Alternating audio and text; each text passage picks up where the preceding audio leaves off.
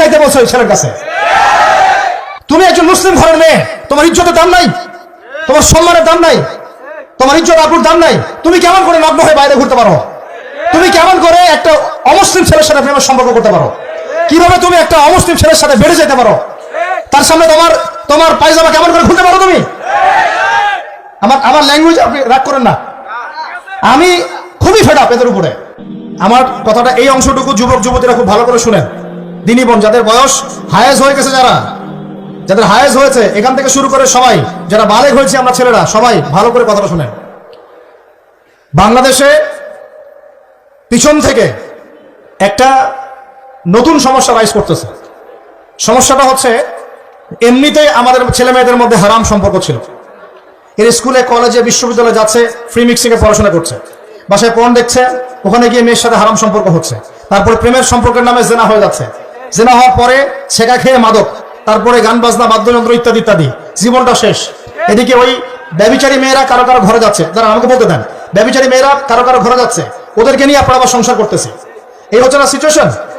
একজনের 5টা গার্লফ্রেন্ড, একজনের 4টা গার্লফ্রেন্ড, আরেকজনের 3টা বয়ফ্রেন্ড, 4টা বয়ফ্রেন্ড, এই ধাপগুলো পার হয়ে এরা সংসারের জীবনে আসতেছে। যখন বয়স হয়ে যাচ্ছে 25-30, সমস্যা কিন্তু এটা ম্যাক্সিমাম সবার ক্ষেত্রে হচ্ছে বলবো না, অনেক একটা বড় অংশ এই সমস্যা ফেস করতেছে।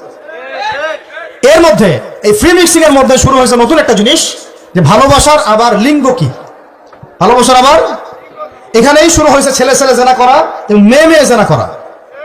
ছেলে ছেলে জেনা করা আর কি বললাম বলেন, মেয়ে মেয়ে জেনা করা, নাউজুবিল্লাহ। এটা কমে লুত, এর শাস্তি আসবে যদি আমরা তওবা করে ফিরে না আসি।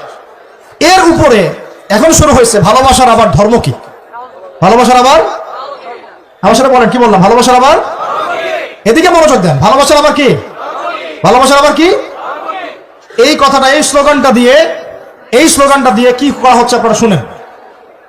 অমুসলিম ছেলে মুসলিম মেয়ের সাথে প্রেম করতেছে, অমুসলিম ছেলে মুসলিম মেয়ের সাথে প্রেম করতেছে, বলতেছে ভালোবাসার আবার ধর্ম কি, তুমি আমি একে অপরকে মহব্বত করি, ভালোবাসি, এর মধ্যে ধর্ম আসবে কেন? বলছে তুমি আমার ধর্মে দীক্ষিত হয়ে যাও, অথবা আমি তোমার ধর্ম কবুল করে মুসলমান হয়ে যাব।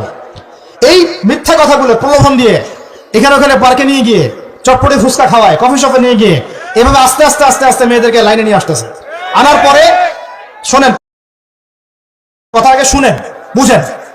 আপনি ঠিক বললেও ঠিক, এটা না বললেও ঠিক, চলতেছে এটাই সমাজে। এখন কথা হচ্ছে, আমরা যদি আমাদের বোনদের ইজ্জতকে বাঁচাইতে চাই, এই বিষয়টা সম্পর্কে সচেতন থাকতে হবে। মেয়েদেরকে ফুসলিয়ে ফাসলিয়ে এভাবে প্রেমের জালে ফেলে শেষমেশ বেডে নিয়ে গিয়ে ধর্ষণ বা গণধর্ষণ করে মেয়ের ওই ওভারির মধ্যে ওদের বীর্যপাত করে দিয়ে ওই ছেলেটার কোনো খবর পাওয়া যায় না, লাপাত্তা হয়ে যায়। কোনো কোনো ক্ষেত্রে টাকার বিনিময়ে মেয়েদেরকে পাচার করারও অভিযোগ পাওয়া গেছে। এবং এই কাজটার নাম তারা সংঘবদ্ধভাবে দিয়েছে, এর নাম নাকি লাভ জিহাদ, নাউজুবিল্লাহ। এবং বীর দর্পে ফেসবুকে পোস্ট দিচ্ছে, আজকে অমুক মেয়ের এটা করলাম, আজকে তমুক মেয়ের এটা করলাম। ভিতর থেকে একটা চক্র কাজ করতেছে, এবং এই চক্রের কেউই মুসলিম না, এই চক্রের কেউই কিন্তু মুসলিম না। বাইরে আবার পরিচয় দিতে পারে যে আমি মুসলিম, আমার নাম অমুক, নাম পরিবর্তন করে মুসলিম মেয়েদেরকে ফুসলিয়ে ফাসলিয়ে এই জেনার ফাঁদে ফেলে ওর পিছনে কিছু টাকা খরচ করে, কিছু সময় দিয়ে ওকে প্রয়োজনে ঘুমের ওষুধ খাওয়ায়, প্রয়োজনে আবার জাদুটোনা করে, বান মারে, ওকে তাবিজ কবজ করে বিছনায় নিয়ে এসে ধর্ষণ বা গণধর্ষণ করে, ওই ভিডিওগুলো দিয়ে পরে ওকে ব্ল্যাকমেইল করে, পরের কাছ থেকে টাকা খাওয়া শুরু করে, কোনো কোনো ক্ষেত্রে মেয়েদেরকে পাচারও করে দিচ্ছে।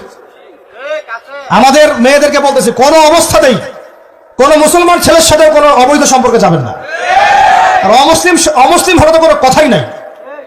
অমুসলিমের সাথে আপনার কিসের প্রেমের সম্পর্ক? একটা চট দিয়ে রাত ফেলা দাও দরকার মেয়ের। অমুসলিম ছেলের সাথে তোমার কিসের প্রেমের সম্পর্ক?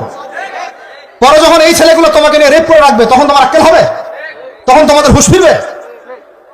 তখন এসে আমাদের কাছে মেসেজ করতেছে, আমার এই সমস্যা হয়েছে, আমাকে আমি কি করবো বলেন। আমাদের ওয়াইফদের কাছে মেসেজ করে, এরকম এরকম হয়েছে আমার সাথে, আমরা কি করবো বলেন। তোমাকে কে যাইতে বলছো এই ছেলের কাছে?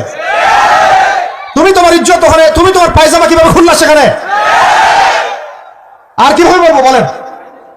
তুমি একজন মুসলিম ঘরের মেয়ে, তোমার ইজ্জতের দাম নাই, তোমার সম্মানের দাম নাই, তোমার ইজ্জত আবরুর দাম নাই। তুমি কেমন করে নগ্ন হয়ে বাইরে ঘুরতে পারো? তুমি কেমন করে একটা অমুসলিম ছেলের সাথে প্রেমের সম্পর্ক করতে পারো? কিভাবে তুমি একটা অমুসলিম ছেলের সাথে বেড়ে যেতে পারো? তার সামনে তোমার পায়জামা কেমন করে খুলতে পারো তুমি? আমার ল্যাঙ্গুয়েজ আপনি রাগ করেন না।